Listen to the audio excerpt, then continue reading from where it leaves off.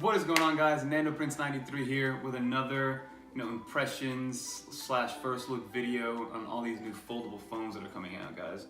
If you guys watched my last Let's Talk video, I just decided to title it that recently. So if you guys have seen in the news, I'm sure you have, Huawei came out with their new foldable phone called the Huawei Mate 10 or Mate X, however you want to call it. It's the same issue we had with the iPhone 10 slash iPhone X when it first came out. And I wanted some B-roll of some footage that I was able to get. It was announced literally the day after Samsung came out with their Samsung Galaxy Fold, right? And when I saw the Samsung, I was genuinely impressed, right? But then I saw this Mate 10, and it was kind of crazy. Just to give you a rundown of the specs, the front, so it's basically one panel, right? And I'll talk about what I like about it and then some of the issues that I want to see, how those issues don't become issues over time. It's basically one panel that kind of goes around the entire front of the device, as opposed to Samsung. When the Samsung one, it's a sandwich. It has one screen on the front, and then you open it, and the screen is on the inside, right? And I was talking about the issues with the creasing in the middle, and me thinking that maybe there'll be dead pixels there eventually.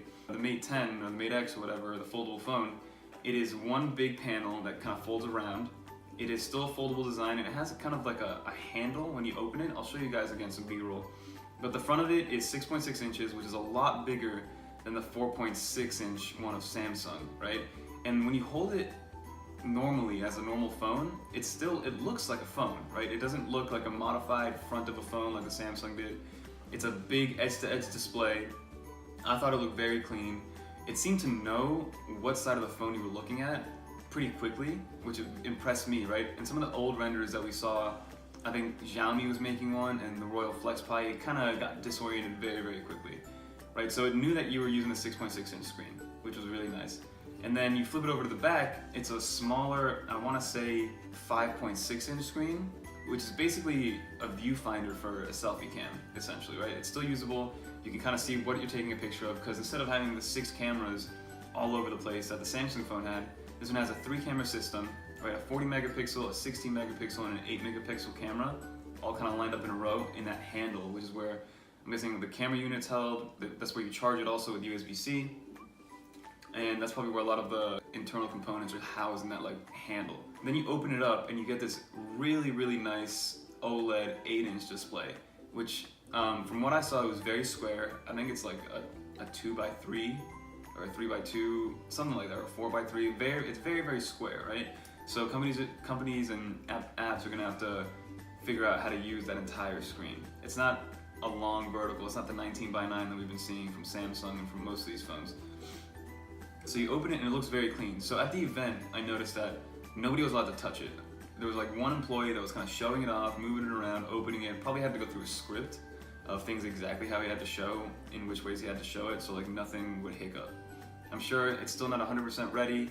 It's supposed to be $2,600, guys. So it's gonna be pretty expensive. Again, these are all first generation products. And again, when the first iPhone came out, I think it was like $800 for the iPhone, whatever it was, iPhone 1, iPhone 2G, whatever you want to call it, with AT&T. And it took my family about 6 months to finally be convinced enough to get it. And it took a lot of power for me to get that one. So I'm not pushing for this one yet. I want to see where it goes and what the competition does. I think Huawei definitely threw Samsung under the bus in terms of releasing it next day and showing a much nicer finished product, in my opinion. Yeah, the Samsung Fold was still impressive, but the front of it just doesn't look that clean. At least the front of the Huawei phone looks good.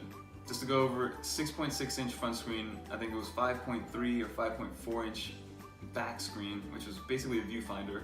Like I said, the 8-inch big panel once you open it with the handle, so you kind of know there's orientation to it. It's not just like the new iPad where you kind of can hold it any which way, you don't know which way's up. You know that you hold it basically on the right side, and that's how it's supposed to be held. So the triple camera, AMOLED display, 4,500 milliamp hour battery, right? And they didn't talk about battery life, but they did talk about the new super fast charging. So they use an 80-watt brick to charge it, and they're saying in half an hour you get 85% charge. It has, like I said, the handle that houses all the internal components besides the batteries, and then 8 gigs RAM and up to 512 gigabytes of internal storage. And like I said, it's gonna be $2,600. All I said was kind of like the good. The bad is gonna be the price. It's not gonna be for everybody. It's the first generation product. Not everybody's gonna be convinced. there's a lot of people that still don't see a use case for a foldable phone, and I think it's cool. I mean, I like my iPad, I like my iPhone. Do I wish that I lived in a world where I can just pull this iPad off the keyboard, fold it, and then put it in my pocket? Yeah, that'd be pretty cool, right? I think that's the future that we're going towards. For right now, it's awesome to see these companies kind of innovate.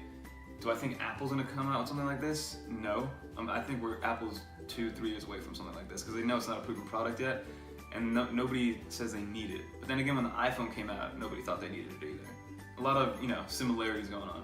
But one of the negative things that I saw was when I spoke about the Samsung Fold, like I said, it opens like a sandwich and the bigger screen's on the inside.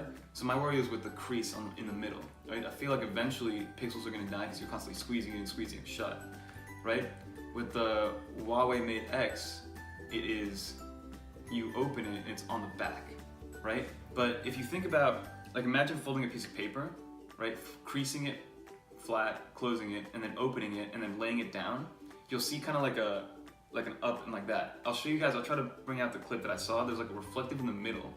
So I think the middle, it's gonna like elevate off of the device a little bit, as weird as that sounds, right? I don't think it looks like, once you open it all the way and the reflective came off, it looks like a flat surface, but I think there's gonna be a little bit of a, like if you lay the phone flat, right? I think there's gonna be like a little, like something like that, because like that's how the physics work. Like in order to wrap the screen around the whole thing, it's gonna need to be longer than when it is when it's open, right? So where does that extra length go? To the middle of the phone. So I don't know what it's gonna be like. I'm sure they're working on tightening that up and making sure it works correctly, because if it's too short, if you want to lay it flat like that, then eventually it'll kind of maybe rip in the middle or put a lot of stress in the middle when you fold it. And then when you put too much extra, when you fold it, or when you unfold it, it's gonna be like a hinge like that. So it'll kind of cone up. So that's my worry with the screen and these folding displays. But other than that, again, these are phones I'm getting very impressed with, which is a big change from the last, I would say, 5 years, where basically all they're trying to do is increase the screen to body ratio, get it above that 90% and get rid of the notches and get rid of bezels. That's what it's just a glass sandwich. That's what we've been dealing with the last 5-6 years. So I love the innovation. I love the phone. I'm probably not gonna get it because it's very, very expensive. And I wanna see what company will come up with a folding phone next and what they would improve on, and see if maybe price will go down. Like, I don't know if these phones are worth $2,600, guys. 8 gigs, I can get, for $2,600, I can get a really nice laptop. Like a really, really nice laptop. I can get 2 iPads. I can get a fully loaded iPad and a cell phone. So, we're just gonna have to see what happens from here. But thanks so much for watching. If you guys like these kind of videos, I'm calling this series like Let's Talk. So where I just kind of start talking about stuff that's happening in the industry. Let me know in the comment below what you guys think about this new phone, and if you guys think foldable phones are gonna be in need in the future, if that's what you guys think. Do you think the future is lifting up your iPad, folding it, half in a sandwich and throwing it in your pocket, and then off you go to work? You know what I mean? I think it's a cool future. I think it's a cool idea. But until next time, guys, comment, like, subscribe. Peace.